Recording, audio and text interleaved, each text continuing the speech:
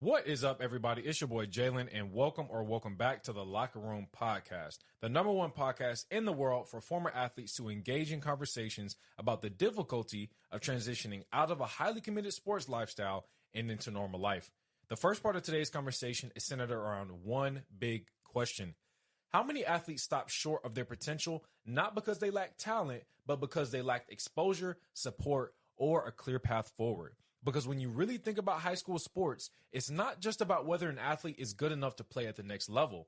It's also about whether or not they're seen, encouraged, and placed in the right environments for their talent to be recognized. So today, we're going to talk about what happens when talented athletes don't get the exposure they need, how coaching, confidence, and support shape an athlete's future, and why creating better pathways matters for athletes who may have ability but not access. And of course, I'm not having this conversation alone. I'm joined by my wife, Janiyah Ridges, who played sports up until high school graduation and has a much different perspective on this topic due to her experiences growing up. So whether you're a former athlete, a current athlete, a parent, a coach, or just somebody who loves the game, this conversation is guaranteed to give you something to think about. But before we get into it, make sure you subscribe to follow the show, leave a 5-star review, like, comment, and share this episode with another athlete or sports fan who needs to hear this conversation. But without further ado, let's bring it into the locker room.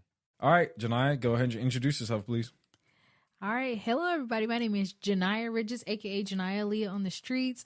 I'm a former high school Division I athlete. I'm just kidding. I didn't make it to D1, but I did play volleyball, basketball, tennis, all throughout school and just as a kid from elementary to high school. And yeah, I feel like athletics was a big part of my life. So that's my credibility on here. I know I'm not D1, but close enough.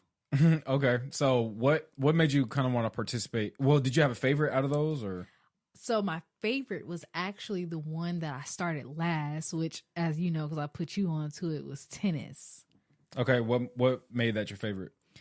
I think what made it my favorite was just, I guess, the game itself, and the fact that it was just something like new to me and those around me, because nobody in my family really plays tennis except for my aunt, but like she's never talked about it until I told her I was playing tennis. And I feel like just the mixture of like the elements in that game, like the cardio, the hand-eye coordination, and just the fact that it was just so new to me. I love it. So what made you want to participate in the other sports? In the other sports? Yeah, volleyball, track. Honestly, I feel like at that age, it was really just something to do. Like I started with track. That was my first sport that I participated in. And it was not the sport that I wanted to do by any means, but how it came about was my younger sister was participating in cheer. And so her and my older sister had both done cheer. My cousin, who was living with us at the time, he was in football. And my older sister was in track, and that's what she wanted to do. She was really good at it, and she went to college to run track. But I actually, at the time, had a really big interest in soccer, and all my friends at school that I was close with, they all played soccer, and so I used to play with them at school at recess doing soccer. And I remember like asking my mom and then my dad if I could, join this little soccer club that all my friends played for. It was kind of iffy. My dad said no. My mom was like, we'll see. And so eventually what that conversation turned into was, this is what we're going to do. To see if you would be able to commit to soccer, we're going to take you to track practice with your sister, and you're going to practice, make that team. And once you show us your commitment in track, we will then basically enroll you in soccer. Did that happen? Absolutely not. And I absolutely sucked at track, but that's what got me into track. And then this was in like elementary school, so we didn't have like the sports in elementary school. But then moving into middle school, I believe it was 6th grade at my school, we could start sports in 6th grade instead of having to wait till like 7th or 8th. I went to try out for basketball.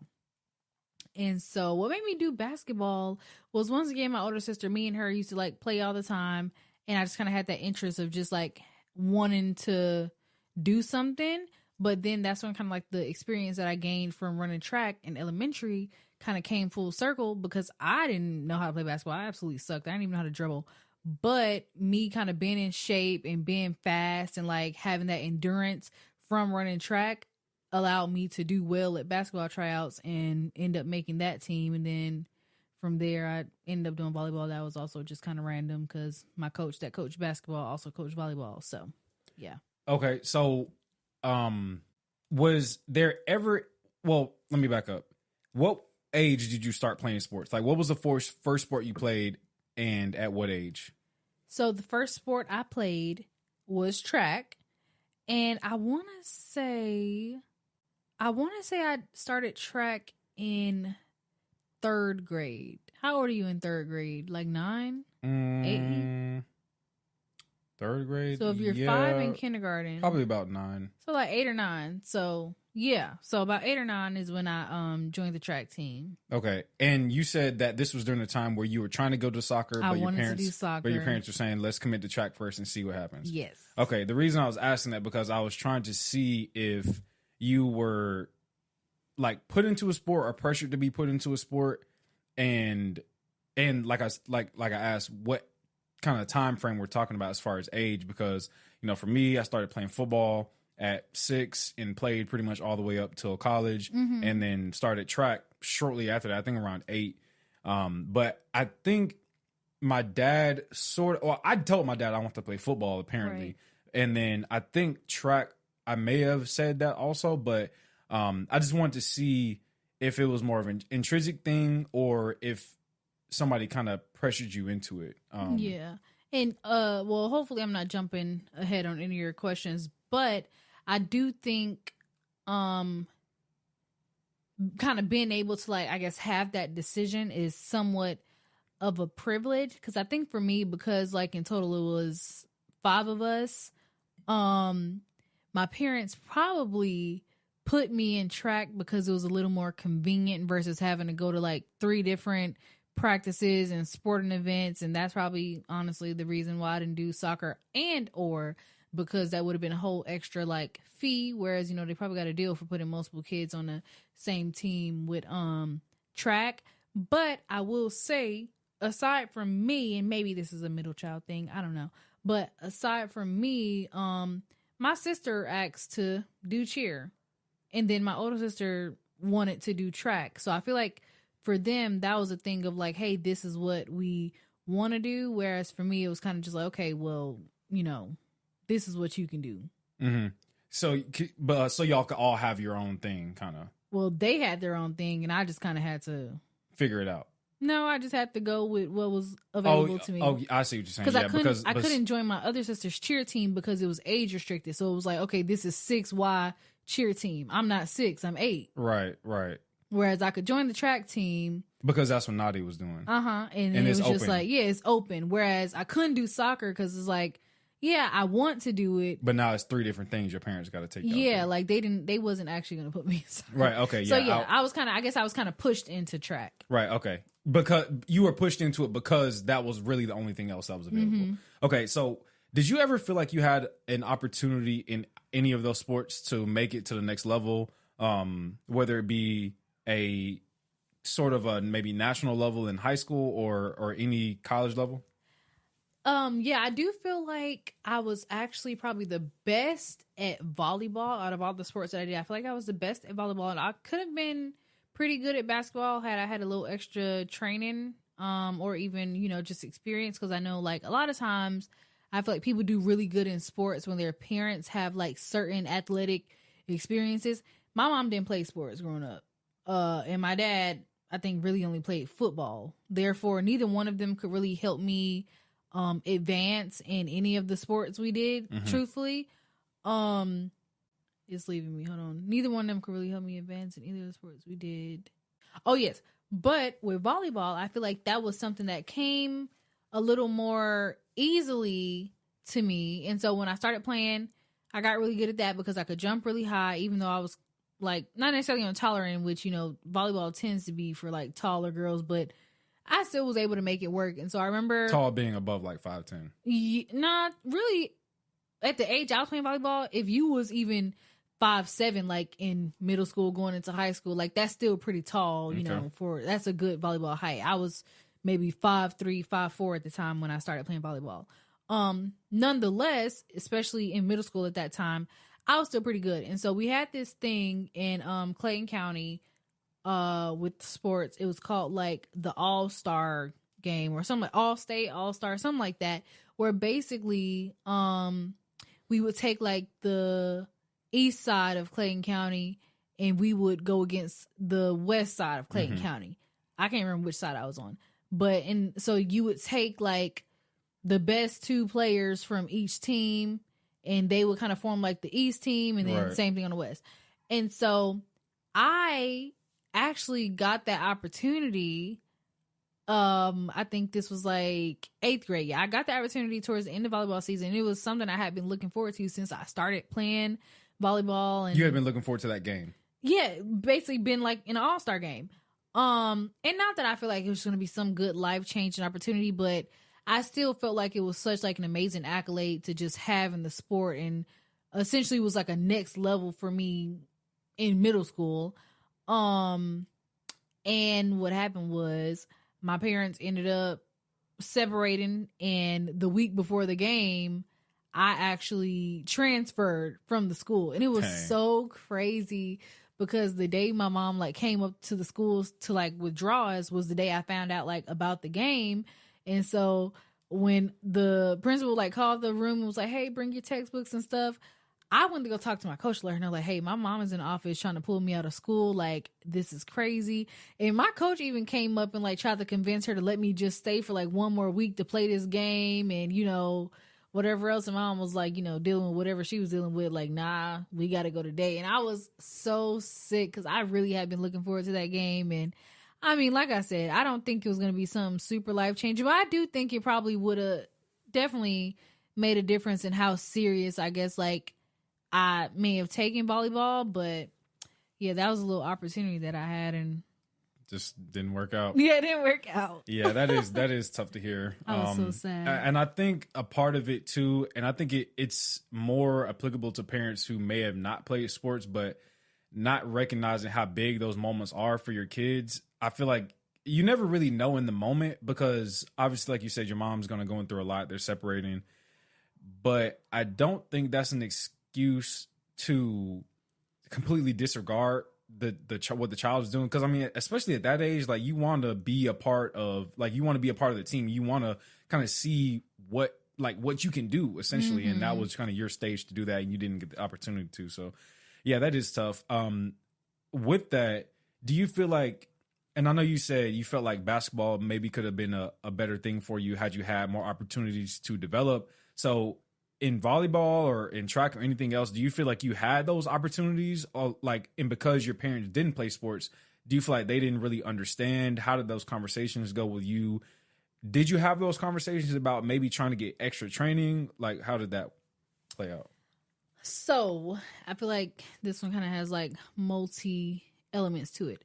So with volleyball, to answer your question, yes, I do feel like I was given more of an opportunity to like somewhat advance and kind of increase my skill level, because at some point, you know, once I told my grandma the conversation I was having like with my parents regarding sports and stuff, she actually started to then, because I'm like, my grandma, you know, has been very instrumental like throughout our lives, and especially with it being, you know, 5 of us, 3 in the same house at one time. She kind of assisted my parents a lot when it came to us, like taking us on vacations for like breaks and all that stuff.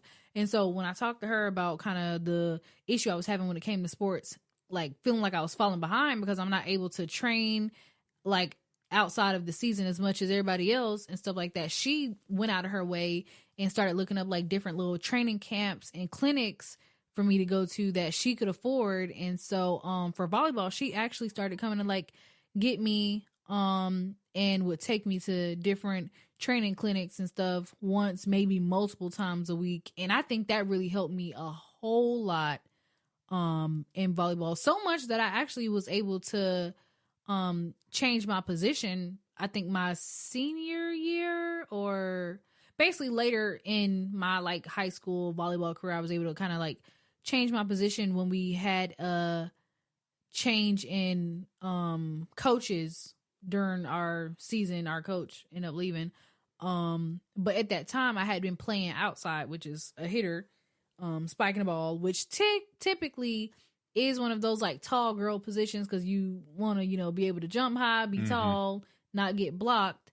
And so at that time, since we got a new coach, this coach, you know, was kind of sleep on me a little bit. And she was more of like a seasoned volleyball coach. So she's used to seeing, you know, tall girls and whatever else. And so she was kind of more so committed to like, you know, even though you may be good at this position right now, she was more so open to taking this, you know, 5'7" member of the team who may not be as good, but because she's 5'7", she has a lot more potential than me, who is 5'3". Therefore, she, you know, like wasn't really trying to play me at outside, even though I was pretty good. I mean, she wasn't. And the thing was, like, I feel like sometimes when you kind of are disadvantaged in some ways, my way being height, you make things work. And so I would do like a lot of like, I'm thinking in tennis, but like, just think like lobs. Like, instead of me smacking the ball real hard and real high,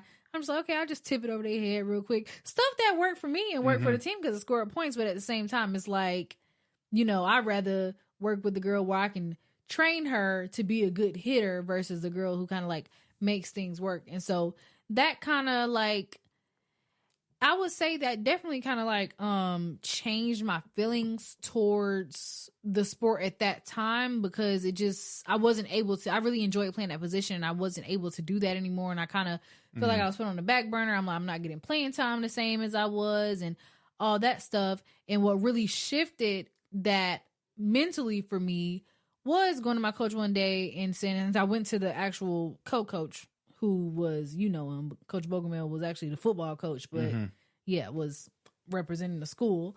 And I went to him and I said, hey, Coach Bogomil, honestly, you know, I was thinking of quitting the team since I haven't really been able to play and, you know, I can't really play outside and stuff. And he was saying, oh, you know, like that's sad because you've been on this team for like all 4 years and stuff. And I was like, well, yeah, but I don't want to quit. So I'm thinking, would you be open to me just becoming a passer? And so that means like now instead of me hitting the ball, where in volleyball, you know, if y'all don't know, you rotate. So basically every time a point is scored on either end, you rotate. Okay. So every time a point is scored or broken, we rotate. And so if I'm the person, I'm a hitter. When I was a hitter, I sucked at passing. So that meant as we rotate on the court, it's 6 positions. As we rotate, as soon as I rotate outside of my position, get out of the game. Get out of the game. Because it was to the point where, oh my gosh, and this is when it really starts to mess with you. Man, when I would rotate to that back row, you better hope it's a sub for me. Because, bro, I would shank ball so bad. I'm talking ball go to the bleachers. Like, I just wasn't well-rounded at all. And so when my grandma signed me up for that training and I started working with them, I was really able to focus a lot more on passing without, you know, feeling shame. Because I'm like, man, like, if I don't impress this new coach or if I'm not passing good at practice, she's not going to put me in the game. Because that's basically how it was at that point, having a new coach. When we would practice, like at school, if I'm practice for me was like a game because I'm having to perform. Yeah. And if I'm not doing good in practice, she literally would not put me in the game. And so going there, it was almost like, okay, I can actually work and hone in. And especially sometimes like other girls wouldn't even show up to the clinic. So now it's just me and the coach almost like one-on-one. And I'm just working on passing the whole time, passing, diving. And so I was able to get real good at my passing. I talked to the coach later in the season, ended up becoming a passer that year. And it was crazy because when he ended up talking to the coach and we all kind of got together and talked, she was actually happy, like, oh, wow, that's a good idea. And I'm happy that you like basically weren't being prideful and decided that this may be a switch that you want to make because you're not about to be on the front row. You're not about to be on the front row. And it was so crazy, like, hearing that, because that wasn't the first time I heard it. Oddly enough, the first time was at the very first clinic my grandma signed me up for. It was at the lady's name was Kiba Phipps. She is an Olympian volleyball player, and so she used to do like little training clinics around Atlanta. And so my grandma takes me to this lady's clinic, and it was actually a hidden clinic. So, and like for clinics are different from like actual training, because a clinic may just be like a 1, 2, 3 day type thing once a month. And so that's what that was. It was just like a one-time thing. And it worked out because my grandma was saying it was crazy expensive, like $40 for that, like one clinic. But yeah, she took me to a hidden clinic to work on my hidden technique. So I go, and first thing in the clinic, she has us like all line up with the setter and show her what we got. Like, do this little drill, jump up to the net. All right, now we gonna hit the ball. And I remember lining up, and it was some hitters there, and it was some passers, and the passers were only there to kind of assist the setter because this was a hitting clinic. So I line up. She looks at me. She's like, "Oh, passer line back there." I'm like, "No, I'm a hitter." She like, "Girl, how tall are you?" And I'm like, 5'3". And she was like, "Yeah, you ain't no hitter. You ain't gonna be a hitter for long, but all right." Because she already know. Right. But then when I actually went up to hit and she saw how high I could jump, she was like, "Oh, okay, I see you, girl." But it was still kind of like a pat on the head, like, "Yeah, okay, that was cute." Yeah. But yeah, so that wasn't the first time I heard that, but that was the first time I heard it. And when I heard it, I'm like, man, this lady don't know what she's talking about, like, whatever. But then when you actually start playing against them volleyball players for real, I don't want no front row smoke. You're right, I'm not a hitter. Yep. But passing is all the fun anyways. But yeah, man, so okay. So that's good to hear. You did have some help. Because I feel like part of the reason why I wanted to kind of talk about this is because I feel like there are so many kids who probably deal with the same thing, feeling like luckily for you, you did have somebody that could help. It was your grandma, and she did pretty much, like, it seems like everything she could to help you at least get some kind of improvement, or, you know, be able to dive into the sport a little bit. Right. But I feel like there's kids out there who don't get that, who are like you were, like, "Hey, coach, I'm about to quit," and then they do quit because there's no improvement. Like, a new coach may come in and be like, "Hey, you know, the last coach was rocking with you, yeah, but I don't really see it." And they're not, and not only that, but they're not willing to try you at something else, or even see what you have, or they may be willing to see what you have, but not really though. Like, you can have a player there, but yeah, go ahead. Yeah, and I would like to say that honestly happens on every level, by the way. And somebody that you should probably invite on this podcast will be my cousin Morgan. You know Morgan. She played softball basically her whole life and went all the way through college. And I remember, she's had a similar experience with what we're talking about, where she committed to Mercer for softball. Don't tell me the whole story. Don't tell you? Don't tell me the whole story. Just kind of. Oh, so when you have her on here? Yeah, so I'm not. Okay, well, basically, like, yeah, she committed really early. And essentially by the time she got to college, there was a change in coaching, and her whole softball collegiate career was turned upside down. So yeah, it's wild. And I think it was good on you to recognize where you were kind of headed, because I feel like that's another issue that youth athletes run into is like, because something works when you're younger, as you get older, especially if things don't change, if you don't get taller, if you don't get faster, if you don't jump higher, if you don't run faster, whatever. I think I said that already. But no, you didn't. Okay, but if certain qualities about your game don't change, especially if your size really doesn't change that much, especially like you said with volleyball. I mean, these girls in college are like 6 foot, 5'10", 6 foot, like at minimum, and sometimes even taller. So that was good of you to recognize, hey, like, let me get good at what I can get good at and what's going to get me playing time. Because at the end of the day, like, to get exposure, you have to be willing to take whatever role that you can get. You can't just be mad because you don't be flexible. Yeah, you got to be flexible. If the coach ain't gonna play you a hitter, you either gonna pout about it and stay on the bench, or you gonna figure out how to get back on the court. And the thing was, you got to be flexible both physically and mentally, because oddly enough, it was very smart of me to go to my coach and propose that I just become a passer, because guess what? The team had a shortage of passers. We had like freshmen in the back as passers, and they sucked. Yeah, and they really don't know what they're doing. And it was so crazy because it was actually over the summer, so the season hadn't even started at that point when I realized, you know what, girl, let me just be a passer. And it was perfect because I got in.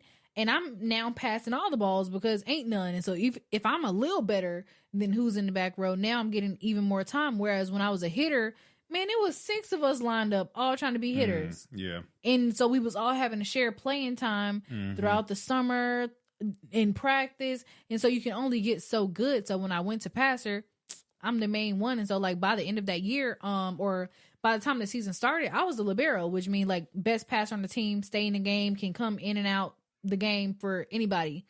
So yeah, that was big on my part. Yeah, were you proud of that? I was very proud because one, the libero, I don't know how well y'all know volleyball, but the libero gets to wear a different color jersey. So say for example your team colors are black, I'm the libero, I can come in for anybody, so I could wear like a pink jersey, so that way they know like, hey, this person is special. And in volleyball, you can only come in and out for one person. So if I'm number 23 and I sub in for number 6, I can only sub in for number 6 the whole game. So if number 6 get hot, start playing good, 23 ain't going back in the game. Yeah. Whereas the libero, where you come in handy, is for players like me my freshman year, where you suck when you get to the back row, but you already have a different sub. I can still pull you out and, like get in the game and stuff. So were there ever college aspirations? Like, were there ever college aspirations? And then did you ever want to get a scholarship to play in college? Okay. Yes. So multiple elements here again. I don't know if Jalen probably don't talk about me on this podcast, but I don't. Yeah. His wife is a little long-winded if y'all can't tell already. That's okay. You're doing a great job. Thank you very much. So college, multi-level here. So early on, before I actually knew the politics of volleyball, I did want to go to college. I actually wanted to go to Pepperdine, which was a big volleyball school in Malibu, California. That was my dream. And that's where they filmed Zoe 101. Fun fact. But I also would be back and forth with basketball, wanting to make it to college doing that. And so I would go back and forth because I knew when it came to the both of them, the odds of me getting a scholarship to go play basketball were way higher than me going to play volleyball. For sure. And, at a big school, maybe. So how tall were you in general, you graduated? It don't even matter. It doesn't matter. It's just, it was the odds because like there are more basketball teams. Yeah. The teams are bigger and those programs have much more money. And the method of which those coaches scout is also much different. I'll tell you that later. But basketball, I was decent at it, and no shade. You don't have, as a girl, you really don't have to be spectacular at basketball to do good. Well, I'm not. I'm gonna say it. And I'll say like with the teams I was playing against and like whatever, you ain't got to be that good. Like just be all right. But I stopped playing basketball when I left Riverdale. So when I transferred that day and couldn't make the All-Star game. So middle school, you didn't play all throughout high school. Yeah, no. Like once I got to high school, I stopped playing basketball. But I remember a couple of times entertaining, like, okay, yeah, maybe I should actually go back to basketball. And I remember talking to Coach Strickland a couple of times, RIP, like about joining the team. And honestly, his coaching methods, I was like, no, sir. I was like, no, sir. Boy. But yeah, he single-handedly kept me from joining that team. And he like, it was so funny because like, when I was injured, I had an injury in middle school, and so I took a break throughout the basketball season. And during that break, I would keep the books for the team, so I kind of like had that experience. And so when I got to high school, I remember going up to Coach Strickland one day. Sidebar, by the way, going up to Coach Strickland one day and saying, "Hey, Coach Strickland, my name is Janiyah. Coach Flynn told me to come talk to you because I wanted to know if you need a manager for the girls' basketball team."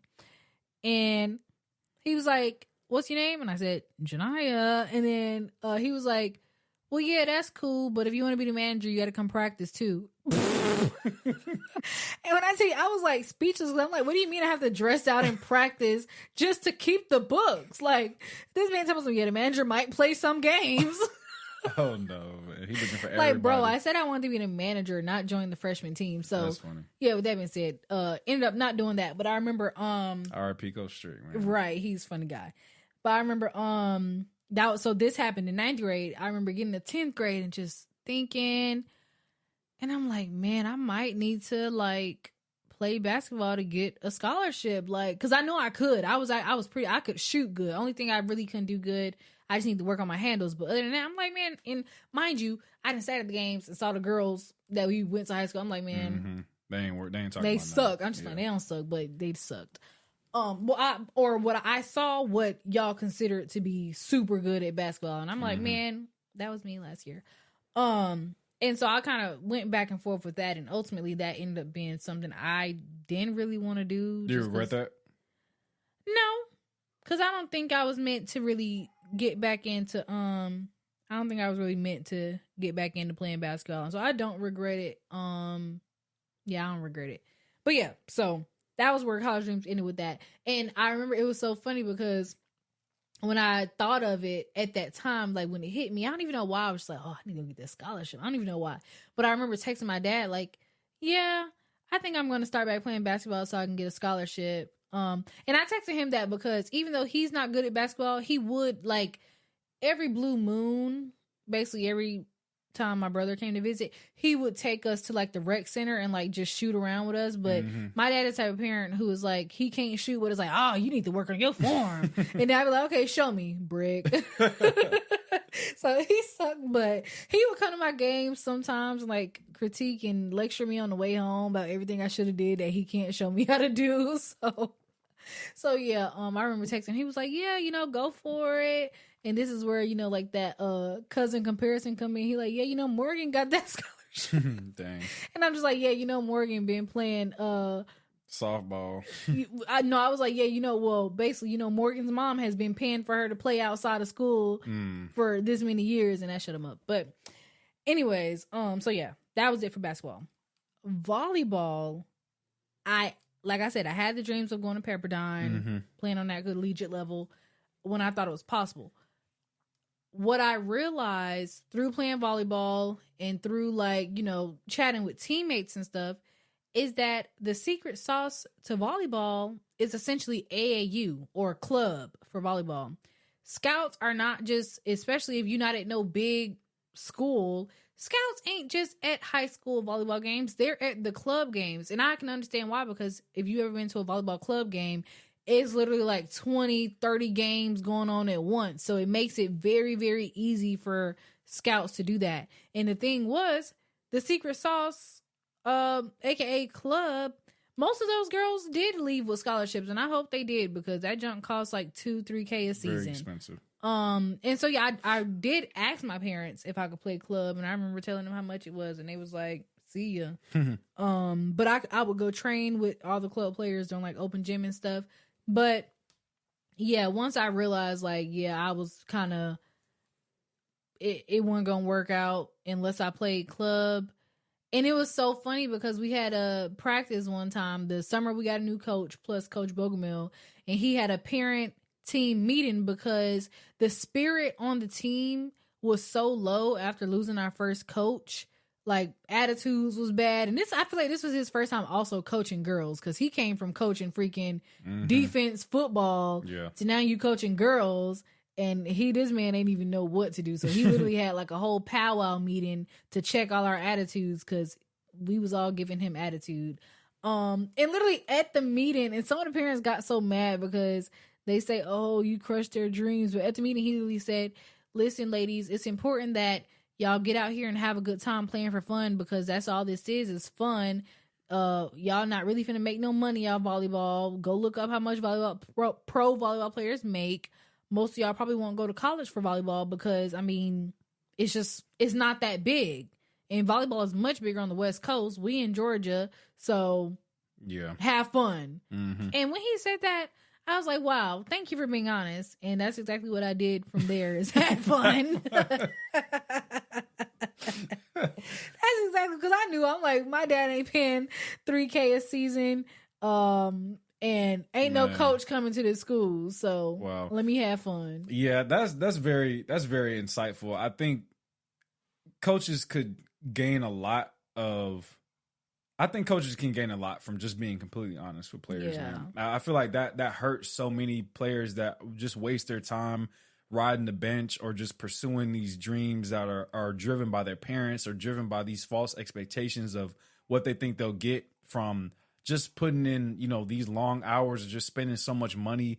Whatever sport it is, man. Like, I feel like just being real as the coach, like parents can think one thing, but the coaches can see stuff, man. They've seen, well, I'm not going to say all of them has seen it all, but they've seen enough, man. Like they're grown people. Hopefully they've been doing it for long enough to be able to see certain type of athletes come through, certain type of attitudes, certain types of, archetypes of players to know what works and what doesn't.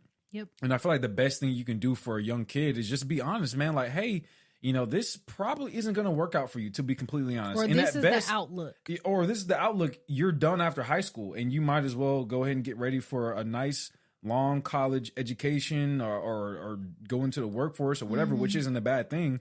But it's like you should probably find something else. Like for example, there was a lot of teammates I had playing football that, a lot of them weren't really athletic. A lot of them were slow, or whatever the case was. And not that all of them stayed that way. Some of them developed and became, well, I'm not going to say they were good because the football team's trash, but I mean, some of them, ended up being pretty good. But I'm like, man, what would happen if you would have just changed sports and did something like wrestling, baseball, basketball, any of these other sports, or maybe, it's okay to have fun, but I feel like wanting to get to that next level or to fulfill your potential, like you said earlier, you have to be flexible. Like you can't just be focused on one thing. Unless you're the best, then you can't really be. You should. Well, I'm not saying you can't be, but you shouldn't be hyper focused because you're really just setting yourself up for disappointment. Yeah. Did you want to add anything else to that? And then I guess I would just add like coaches, if they know, because maybe some coaches don't know, they're just trying to get a stipend increase on their teacher salary.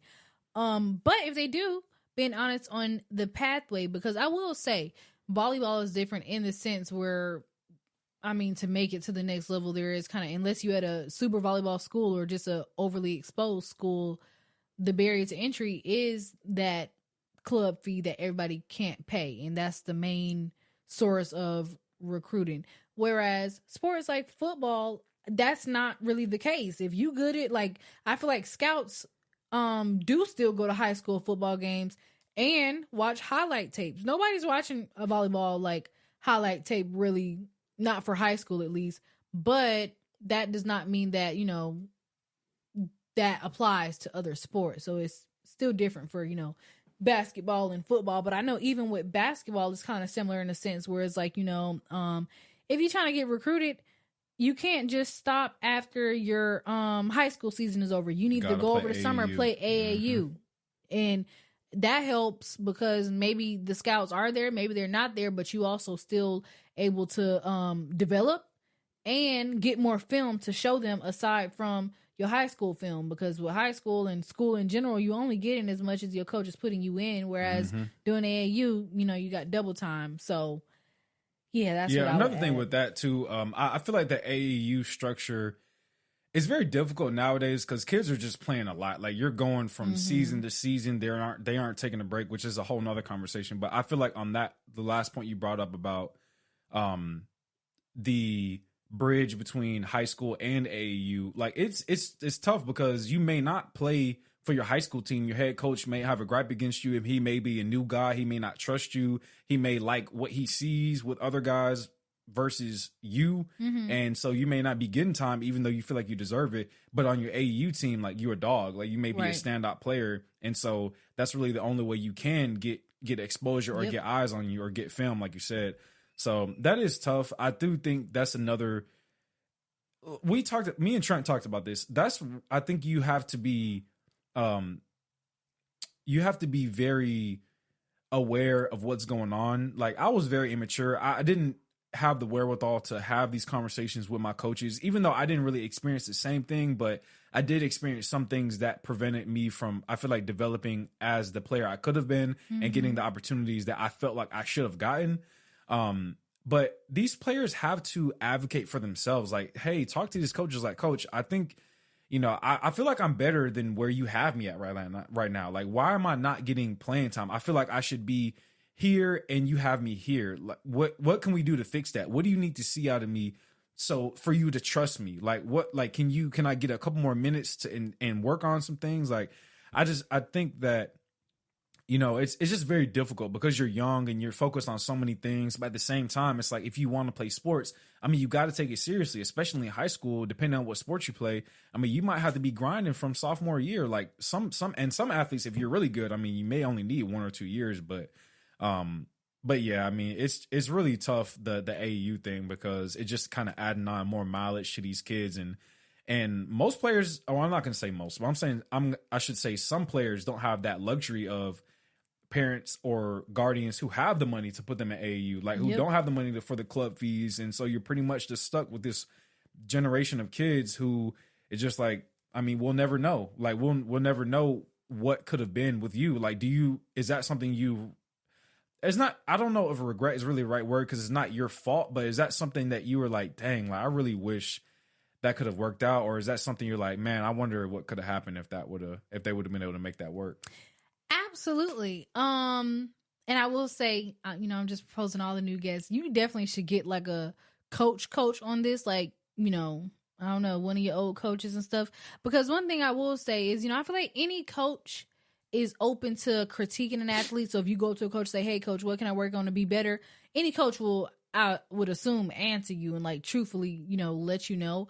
But on the other end, I feel like coaches are already kind of like spread a little thin in some ways, especially if they, we talking about a high school coach where it's like, man, they teachers and coaches and still got families and stuff. And this makes me think of this show I like, Friday Night Lights, where, man, that coach, like, it's just a lot going on, because if you think you ain't the only player on the team, and then just think, man, it's some parents out here who be tripping, like, blowing the coach up, like, hey coach, how my son do tonight? I don't know, bro, you was there. Like, you tell me. Or, hey coach, like, the parents are doing it for the kid, like, hey, what do my son got to do to get more playing time? Like, bro, coaches literally like get harassed, so I definitely think we should get like the coach's perspective on a lot of this.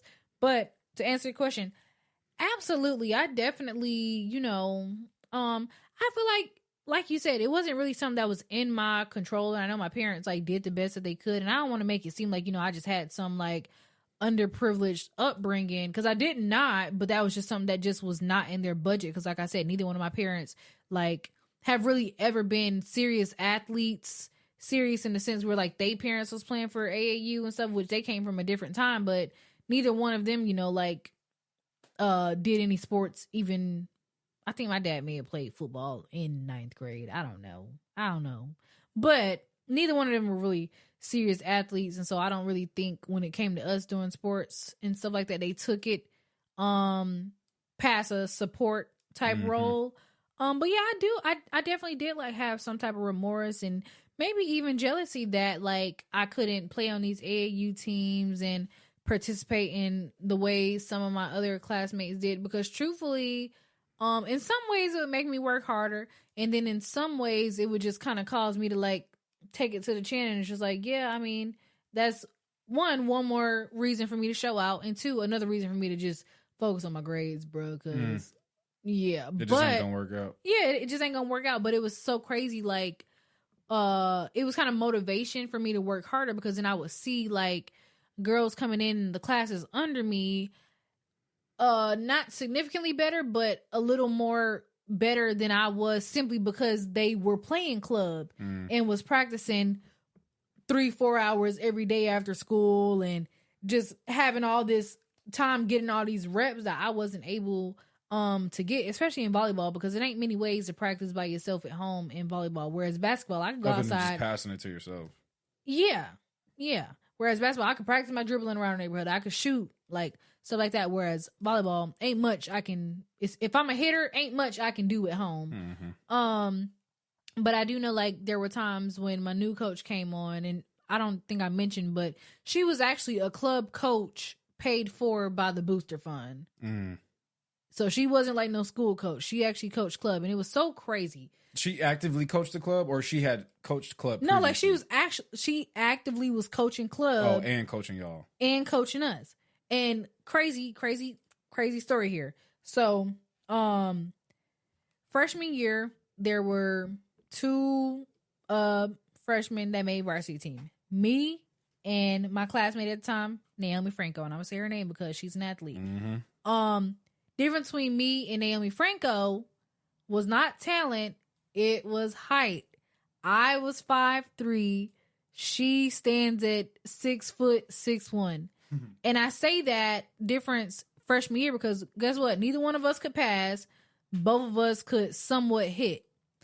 Now, she could hit really, really good, but she didn't really have the technique at the time. She was just tall and could just smack that thing. But we both still had a lot of room to grow, and we're good enough to like kind of be floaters on varsity. And so she also played basketball, sucked at that, but at some point she quit that, stuck with volleyball. When this coach came on, I think that single-handedly changed Naomi's life. And I think that was one thing for me. I didn't have remorse. I didn't really have jealousy, but it was just kind of like crazy to see in real time because like I told y'all before, my coach invested in who she saw had the most potential. She came on that team, seen 6 foot Naomi and was like, and so at this time, her lips. Right. And at this time, Naomi was actually playing for Kiba Phipps, the Olympian I told you earlier. She was playing for her, like, you know, smaller scale club. I'm pretty sure her club was just cheaper than the other ones. And so, yeah, she was playing for her club and kind of advancing, yet still at like a slower pace.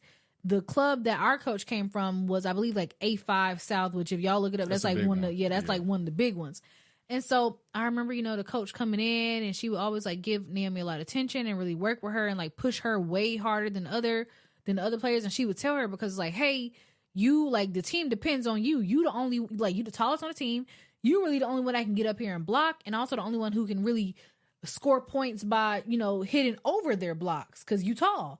And so she would push her like really, really hard. And really just invest a lot of time into her, like have her coming to practice early, leaving practice late, just practicing with her on her hitting.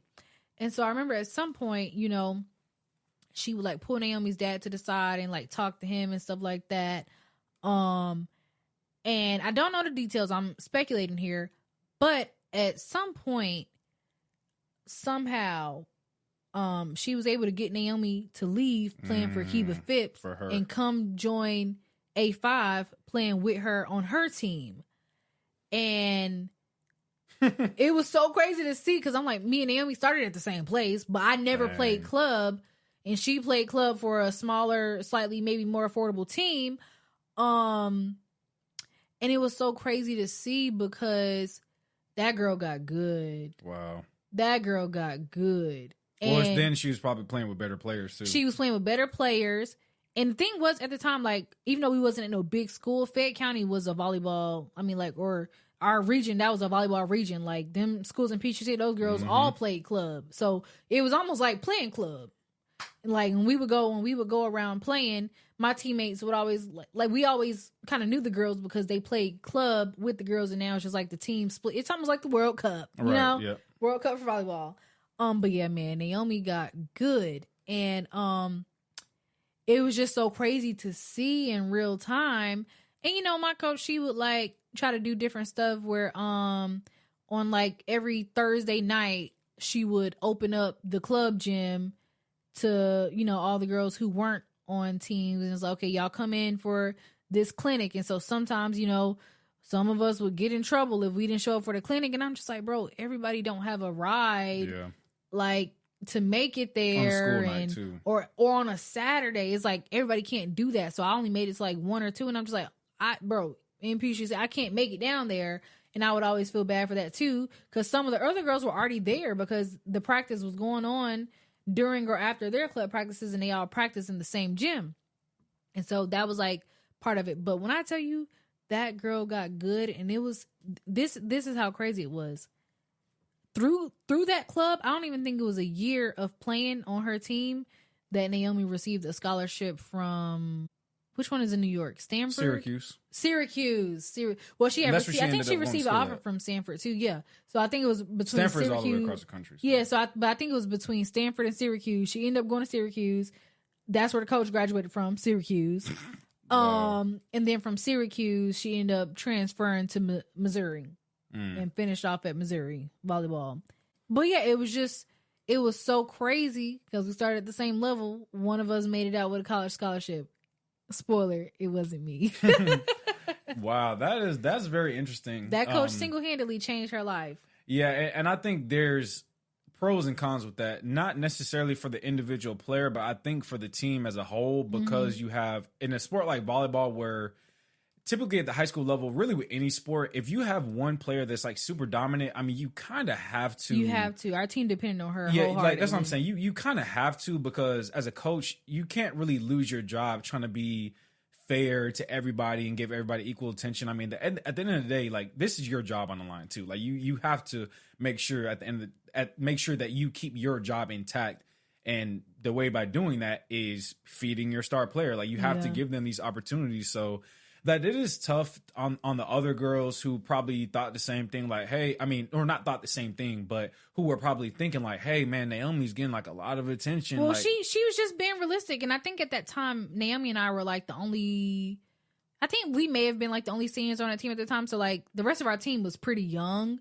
So really the only person that may have felt a little disadvantaged was probably like me and maybe like one other person, maybe the other girl who didn't decide to switch from hitter to passer. And I will say, I've always loved Naomi, still love her. Like, we not friends or anything, but like, you know, I don't have any feelings towards her.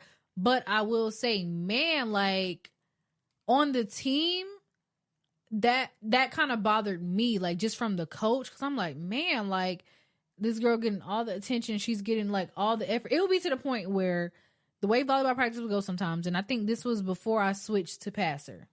So, mind you, at this point we all hitters. Other difference was Naomi's left-handed, so she was right side, I was outside, so we hit on opposite sides.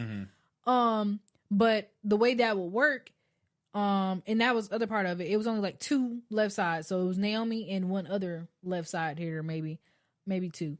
Whereas me, it was like 5 girls all trying to play outside. And so the way it would work in practice is, you know, we would do like little runs.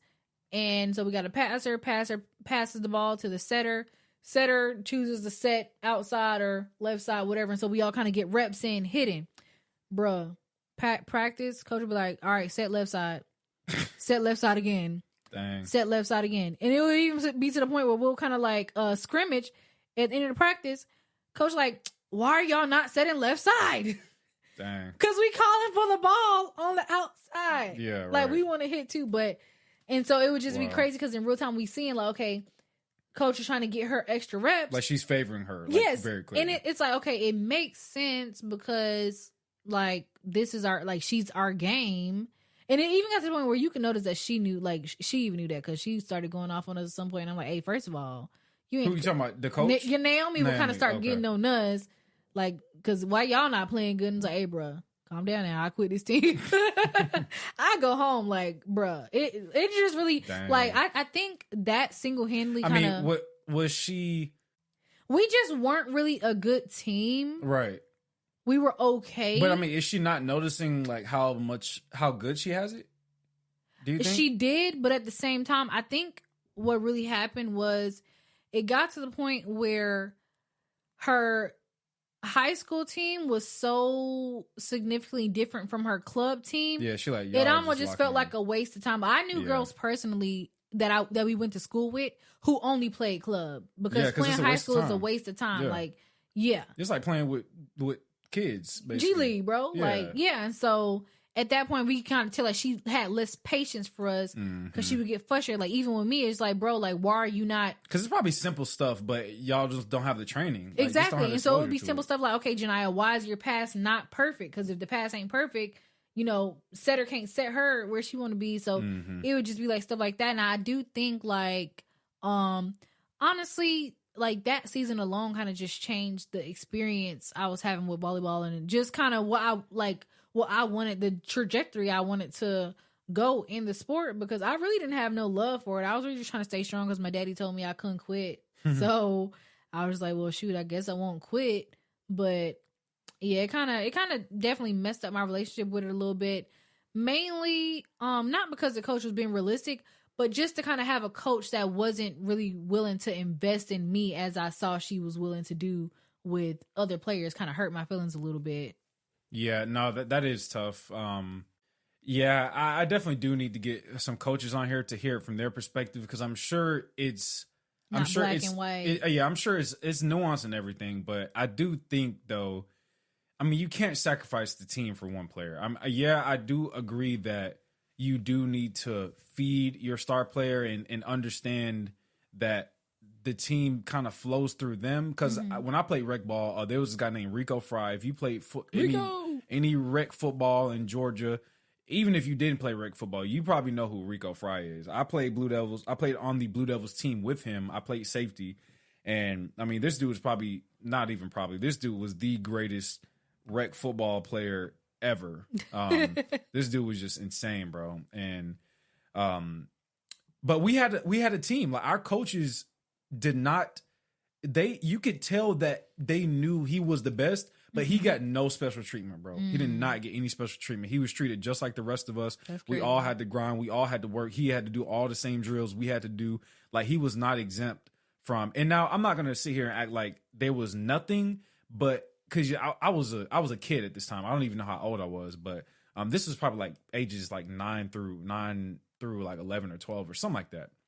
But anyways, I mean, our coaches did such a great job at making sure we were all coached very well. Like, we were all coached at a high level. They had high expectations of all of us. It didn't matter if you were a starter. And on rec league, there's not many people on the bench, because it's just like you got offense, defense, people play both sides. And the same people play special teams. So it's not a whole bunch of people that's on the bench, but we were all coached extremely well. We all knew what we were accountable for at every given moment. Like, we all knew the game plan, everything. And like, for me, that helped a lot, because that was being on that team with Rico and all these other great players. That helped me to have an expectation of greatness when I went into middle school and high school. And it was kind of the same thing for me. I went from playing for the Blue Devils. We didn't lose a game. We lost one game in the 2 years I played with them. Like, we smacked and destroyed everybody. And I went to middle school playing at Fed Middle, and we losing every game, and we're not doing anything. Yeah. And then going to Fed County High School, and we have great athletes on middle school and high school.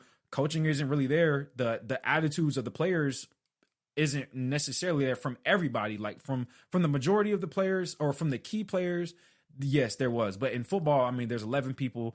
You're one of the 11. So it's just like, I mean, if you don't have most of those players locked in, then you're kind of screwed. But it's just like, I can understand from Naomi's standpoint being frustrated, coming from a winning program, being around great players, to basically being around people having who to stoop down. Yeah, literally having to stoop down. Like, I can imagine how frustrating that is. And I will say, because I don't want to not make this point. Sorry, that was my accent. Sorry, guys. All right. But I don't want to not make this point.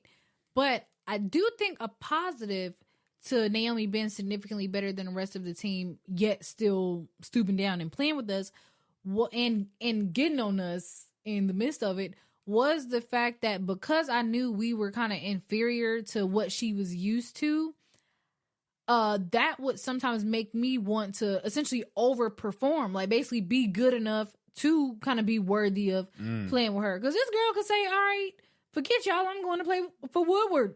Even though Woodward wasn't that good, but forget y'all, I'm going to play for Stars Mill, because she was the type of player where schools maybe like Buford and stuff, Booster Club like, might pay for her to come out there. Like, you know, so with that being said, it's almost like, you know, you want to, it's almost like she brought you up. Yeah, kind of brought me up to play at a better level. I want to play at a better level to adequately support the level that she's playing at. And so I feel like, and the thing was, it was also a benefit. That's the thing. I feel like we kind of had a parasitic relationship, her being on our team, because she was making us better because she was literally one of the hardest hitters in the state. Yeah. And for me as a passer, I'm leaving practice with red wrist every day.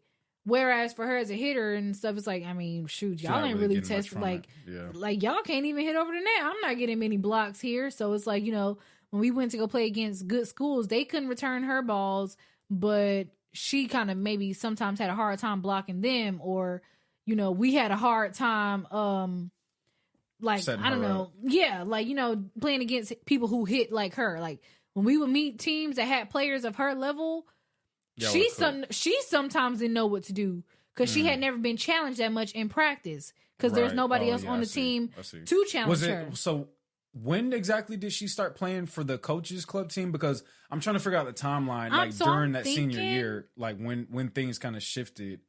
So I want to say at least 11th grade. I can't remember when our is coach when she left. went to play for the other team. So I want to say the booster club coach came to play with us beginning of the season, 11th grade. Okay. And then I want to say Naomi may have went and started playing for her team like towards the end of that year or something. So going into senior year, she had been playing with the club, the new club. Okay. Yeah. So come senior year, by the time that season started, she was like really on it. She was on it, yeah. Okay. And that was also the season because I think she got the offer. Well, yeah, no? But I was gonna say that was the season where I started passing that summer going into senior year. Okay, cool. Yeah, I was just trying to figure out the timeline. Yeah, so about a solid like 2 seasons. Yeah. Okay. Yeah, that's and that kind of just makes me think about from a different perspective. It makes me think about college because kind of similar scenario how, you know, rec ball and it always blew me going from rec to middle school to high school to college, and you know, having such a like, and I know it's rec ball, and then people, I don't know what people really think about rec ball, but you know, that meant a lot to me. Winning and being a part of a winning team, like that I had never really experienced that before, and it was in such a great environment. I you know, loved all my teammates and stuff. To go to teams, environments, and coaches who, not that they didn't know as much, but it's just like we're not winning, so something's clearly not translating. And having that go through from middle school, high school to then college, you know, it was like, man, like what are we doing? And to make a long story short, you know, I got to Morehouse, and I, after transferring twice and, you know, getting my life back together, got a scholarship. Or actually, the first season I played there, I didn't get a scholarship, but I did start that season for a couple games. But even then, like when I first got there, I was like, man, these guys are not serious. These guys are laughing and joking. And, you know, I ended up figuring out that some of them were on academic scholarships and just playing football. And some of them were on mixed academic and athletic scholarships. And I figured out, like, bro, these dudes are literally y'all just ain't here. even no ballers. Yeah, y'all aren't. Like, and it's not no shade to them. Like, I don't ever want to say, because I've mentioned this a lot, but I never want to make it seem like I don't, you know, like any of them or I don't respect them as people. But it was just like, man, as an athlete, looking at that, it was just very frustrating, and it led to me eventually quitting because, well, that was a part of the reason I quit. The main reason I quit is because I became a Christian, which that's a topic for another episode. But part of why, or another part of the reason why I quit is because it just wasn't serious enough for me. I felt like the coaching wasn't there. My position coach, Saeed Lee, if you ever hear this, you know, I respect everything you did as a coach, for pushing me and challenging me. But man, outside of that, bro, it just wasn't, the structure wasn't in place. So I kind of feel for these high school kids like you and like many other kids, I'm sure, who had to deal with, you know, let me back up a little bit. For kids who actually wanted to be better, wanted to be good, wanted the opportunity, but really just, I mean, it just wasn't really in the cards. And, you know, I don't really know what to say to that. I mean, I guess the question would be, you know, how do we get these kids more opportunities that don't necessarily have them from their families? Like, is there organizations that can, you know, basically fund these kids to play for their play club volleyball? You know, I don't mean, really different know. sports, and honestly, That I had to write that down. I got a list of things that you would just do if you won the lottery or just came up on some money. And I think that would be a pretty cool nonprofit type thing. Giving kids opportunities to play sports. Yeah, like investing in kids and maybe even partner with like different little teams around the state, country, whatever, and sponsor a kid to be on that team. Like if the kid is, already decent or whatever, or financial need, whatever. But until that time, because I got to find a name for that foundation.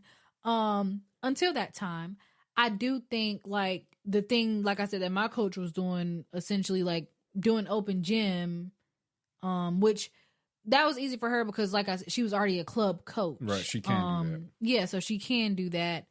For other coaches, truthfully, I really don't know. I do think the summer workouts go a long way. With volleyball, it was kind of option. I mean, it wasn't an option because volleyball is one of those sports that starts literally the first week of school. Summer practice was just regular practice. I mean, you kind of know with football, same thing. Well, football, you start practicing in spring, basically, and go. Oh yeah, exactly, yeah. But even with like basketball, for example, I know Coach Flynn would do all summer long open gym for his team, and sometimes open it up for like, other guys who may be slightly interested or whatever. But yeah, open gym for them. Because everybody can't do AAU, but getting reps in goes a long way. So I definitely think that's one way. But yeah, I don't know. Maybe that would be something that, coaches need to institute. But I don't know. Some coaches like their summer breaks. Yeah, I mean, I think, I don't know. I think there's a disconnect between what coaches should do and what they are doing, because like you mentioned earlier, in high school, some of these coaches are also teachers at the same time. So they're probably not getting paid. They're probably not getting paid. Well, I don't know. I don't want to say they're not getting paid well, but generally speaking, especially if you have a family, you're probably not getting paid well as a coach. Let's just keep it real. Depending on where you are. Depending on where you are. If you're not sponsored by the Booster Club, basically, to come there, or if you don't have another job and you're also being a coach at the same time, like more likely than not, if you're just working at the school and being a teacher, you're probably not getting paid that much. So I think the motivation for coaches to go above and beyond is very little, because it's just like, what's in it for me? I'm not going to get paid extra for it. More likely than not, I'll probably have to come out of my pocket even more to support some of these kids, more than what I'm already doing in some cases. So it's just really tough to put them in that position where they're kind of not required, but they're kind of called to do more. Yeah. And they really can't. I mean, it may not be in their means to. So I just think, like you said, that there is definitely a need there, and an idea, a foundation, a sponsorship, whatever, for kids to get these opportunities, because I mean, I think that affects kids long term too. And I think giving them the opportunity to express themselves, being athletic and going out and having fun, I think that would keep some kids off the streets. I think that would keep some kids from making poor decisions outside of sports. Because like for me, I was lucky enough to where I ran track and played football. So I was basically playing sports year round, with the exception of a little bit of break in the summer, because I didn't really run summer track. So I would kind of have the summer to play football or to get ready for the football season. But, that's still like I'm getting a little bit of a break and not having to play two sports at one time. But or for example, like in the wintertime, right before track season started, football season would end. You would kind of take a rest period between football and the track, get to heal up and do everything and maybe get in shape a little bit. And then track season starts. So I think I can't even remember the point I was making with that. I don't know, but maybe sports camp, that would also be like a good thing, like sports summer camp. I think the point that you were making was where these coaches would potentially find the time or opportunity to kind of enrich kids. Enrich kids. Hey, bro, we in a newborn. Yeah, I can't. But basically, where coaches would kind of find the time and opportunity to support kids outside of their current responsibilities. Yeah, maybe. And I think really there's a dilemma. Do we have the answer to that dilemma? Not at the moment. Well, we don't have the ability to change it. I think what you said, I think that's the way to go, is to maybe even find angel investors who are serious about sports. Some athletes do it. Like, I don't know how much. Like, I mean, I'm pretty like Cam Newton does a little thing. I don't know. Like, is that not that's free? That's for or? 7-on-7. I don't know if the 7-on-7 thing is free, but that's not really what I would be talking about. I'll be talking about more like a foundation for basically giving these kids scholarships to go play club and do stuff. Yeah, that's what I'm saying. Yeah. Well, I mean, I guess technically that is like. Well, I was just saying because like he's a pro athlete and like. I know it doesn't even have to be an athlete. It could just just people who are passionate about kids developing. But I was just saying, like, that's an example of, just giving kids opportunities for training outside of, like, their teams. Yeah. Because I know a lot of guys who went to that little Cam Newton camp or whatever. I had a couple teammates and friends that participated in that as well. But yeah, teams should offer, things for, especially like for special instances of talent and they don't have, like, yeah, I feel like it's more prevalent in sports that are like volleyball or like tennis, just because the structure of the sport is that if you come up and you're not playing in the clubs, then more likely than not, it's very hard to get right. I mean, unless you're just like super good and the word just kind of spreads. But it's like, other than that, it's kind of, I'm telling you, no scouts are going to high school volleyball games. Like I mean, but that's what I'm saying. Only unless it's in the case where somebody just hears about you and like, oh yeah, this guy is really tearing up the volleyball court. Yeah, maybe. I don't know, because I mean, I feel like talent can be found. Hear about you through way of somebody in the club. Yeah, maybe somebody in the club to come watch the game. Maybe you, like, for example, maybe somebody, like, let's say there was somebody on an opposing team for you all before Naomi started. And, like, imagine if she didn't play in the club, but she was still as good. Y'all play against somebody that's in the club. Their parents in the stands. Oh man, she's so good. We can't exactly. Beat her. That's what I'm saying. That's exactly what now they word would gets say. out about her, and now it's like, oh yeah, maybe we should start paying attention to her. But then again, maybe it's just like maybe a coach comes up and like, hey, I'll pay for you. But no, that's exactly what I'm saying. Like by way of the club. So yeah. So maybe it's still club by proxy. But yeah, sports that are kind of club oriented, it'll be very difficult. Barriers to entry. Yep. Yeah. So yeah, it's definitely a lot different than like track, or because track, I guess technically is a club too, but track you can get noticed. You can get noticed in high school track. That's like, not even as soon as they submit that time. That's what I'm saying. It's over with. It don't matter. It don't matter where you at. So like, who time was this? So, yeah, exactly. Okay. Okay. Do you feel like your athletic potential was fully recognized? I mean, do you feel like you have more left to give? Honestly, I do feel like I had more left to give, and what I think made that evident to me was when I got to college. I'm sure you remember these conversations every now and then. I kind of pondered joining like an intramural team, volleyball, because like basically they'll just have like like obviously you have the real teams, and then they'll just have like the just for fun type teams, and I just kind of like it was kind of hard because I'm like, man, like I've been doing sports dang near my whole life, and then now I get here and I'm not doing anything, yet I'm having to watch all these athletes, and it kind of just felt like I've been in the club my whole life, and now all of a sudden I'm outside the club, and I'm just like, man, and so it was kind of just like, dang, like what can I do to be in this club again, or like feel this feeling again, almost like chasing a high, because man, I don't know, like it just feels like so.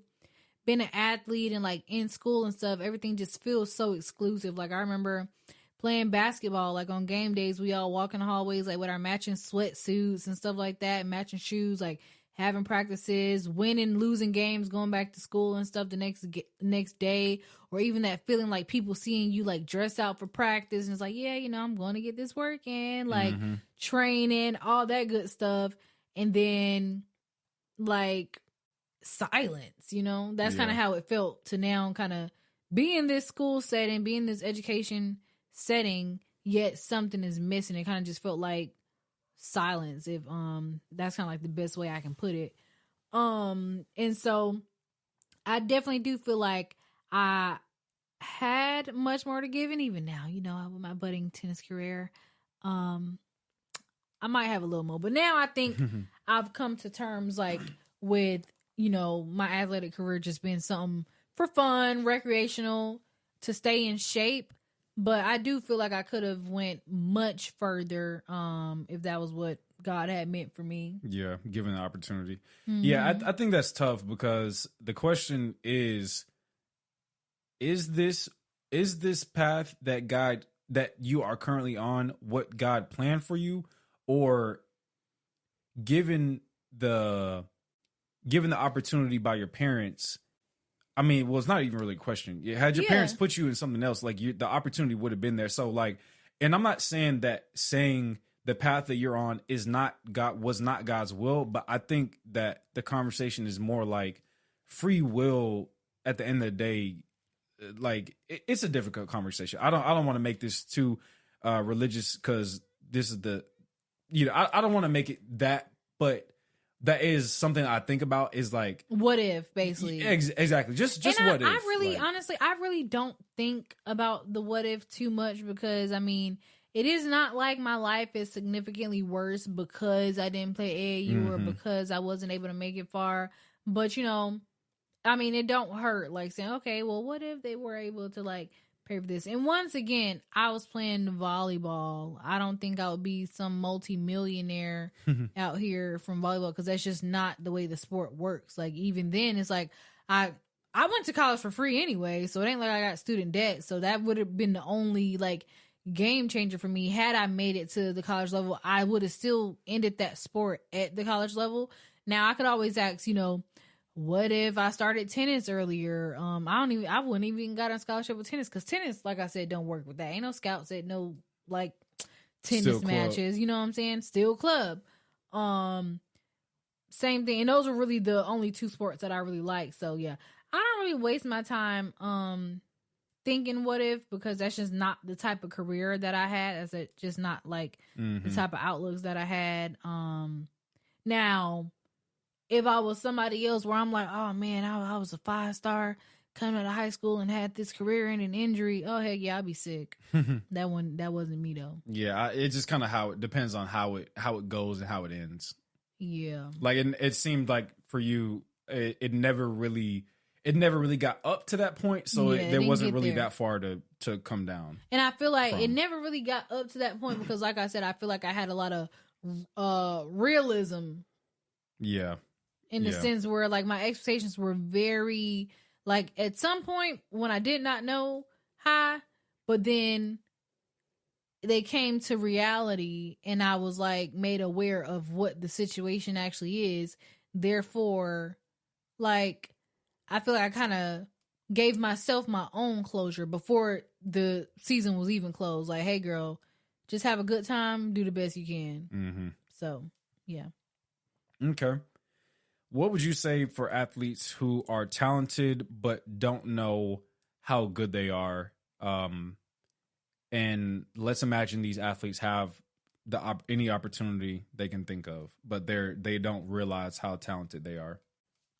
Honestly, I feel like that is when it's important to kind of have the right people around you to, like, speak life into you and kind of make you aware of those things. Because, like I said, I can really just think of Naomi because I was there and I could see, like, okay, yeah, this girl tall, but, like, she not that good. And, like, playing against girls on other teams who was tall but weren't that good, and just seeing how, like, once that coach came into the equation and really, like, spoke life into her game and kind of invested into her and made her see how good she actually was, her life literally changed. And I feel like sometimes people realize it on their own, sometimes they don't. But at the end of the day, as an athlete, I feel like you kind of have to want it. Like, your career can't be dependent upon somebody else coming and telling you how good you are.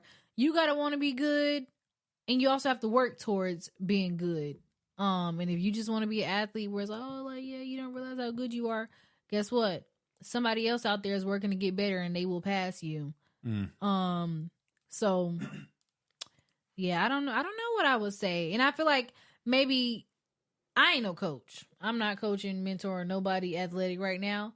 But maybe if I were in that position, my answer would be slightly different, because I'm face to face with athletes who may or may not be realizing their max full potential. But yeah, I don't know. I think, like you said, having people around you that speak life into you plays a huge role in it. I think athletes do have to want success for themselves. I do think that they should learn how to advocate for themselves, how to ask their coaches for guidance, ask their coaches what they need to work on, what the next level will require of them so that they can implement those things into their game now. But I do think as a coach, you got to blow your players up, man. You have to blow them up. I feel like that is such an undervalued thing from the coach's perspective, because some of these kids are coming from households with no father, no support, and not that you didn't have that, but your parents weren't supporting you. They just weren't supporting my athletic career. Exactly. They were not supporting your athletic career. So having somebody that does do that on a regular basis, you see the coach every day. So having somebody that does that, even if they see a little, even guess what? The thing is, it's not just about the talented athletes either. It's about everybody that's out there. Even if you're not saying, hey, you're a great player, great job. Way to show up today. You're doing a great job. Keep coming at it. Keep working. Yes, speaking life. Speaking life, like being encouraging, having these kids become confident. Because the thing is, even if they don't become the best athlete at whatever sport it is, you still want them to become good people. But I feel like as a byproduct of that, the kids who actually are talented, and in addition, the kids who actually want it, they will become that much better because they have somebody in their ear blowing them up, telling them how good they are. And then if they start seeing results on the field, they're like, oh man, my coach is telling me I'm good and I'm really performing well.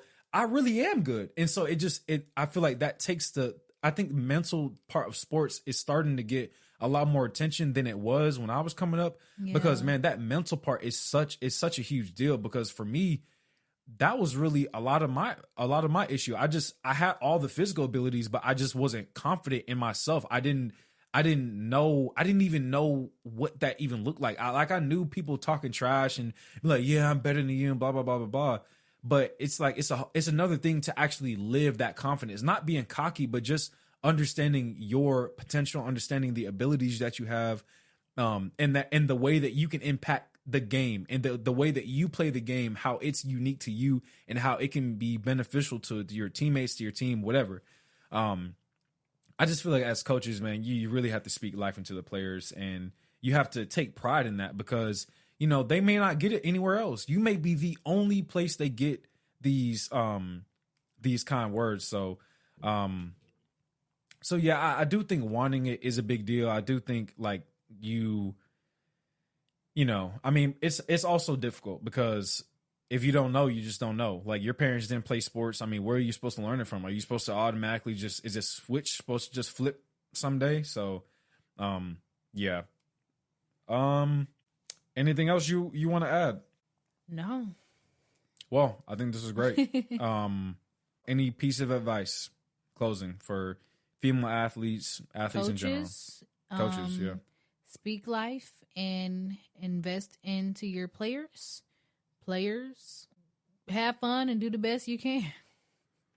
I agree. Yep, have fun, do the best you can. Work hard. Be flexible, because you just never know where. Be flexible, aka be adaptable. Like, if the first position don't work out, maybe try the next best thing, because that might just really be your best thing. So yeah. The biggest takeaway from today's conversation is this: high school athletes need support to be placed in an environment conducive to their growth as athletes and as people. But unfortunately, there's a few systemic changes that need to take place before we can see any meaningful progress. Whether we're talking about the ending of our athletic careers, brainstorming ways to improve the high school to college sports pipeline, or anything else that's happening around the sports world, the bigger conversation always comes back to the athlete experience. Because the game keeps changing, but athletes still need guidance, perspective, and people who understand what it feels like from the inside. So before we leave the locker room, make sure you're subscribed and locked in for the next episode. If this conversation gave you something to think about, comment your thoughts and share it with another athlete. And remember, the game changed, but your story is still being written. Take care and God bless.